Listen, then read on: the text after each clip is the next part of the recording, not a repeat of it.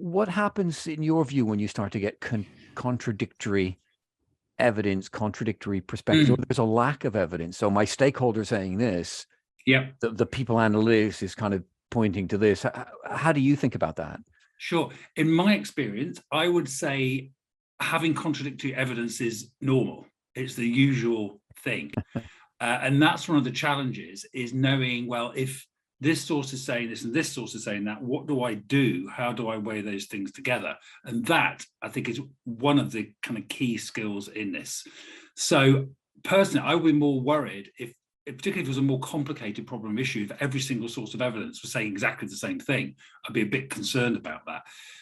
The first thing you need to decide is, why are those sources of evidence telling me something different?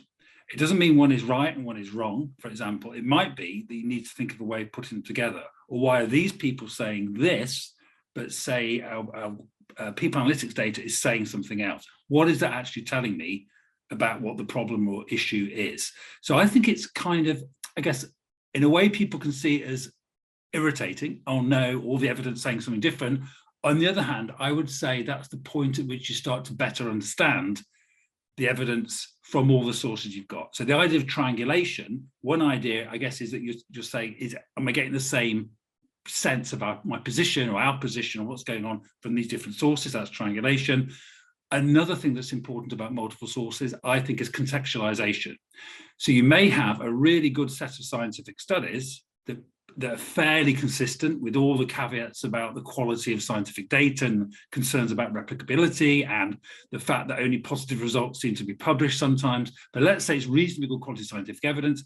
You may look at your organizational data and find something really different.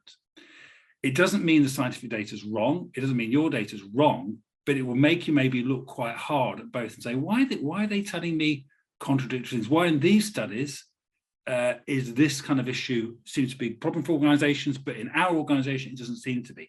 There's probably a reason for it. So it could be the quality of the data, could be its reliability, or it could be because it's telling you something really important about your setting and your context.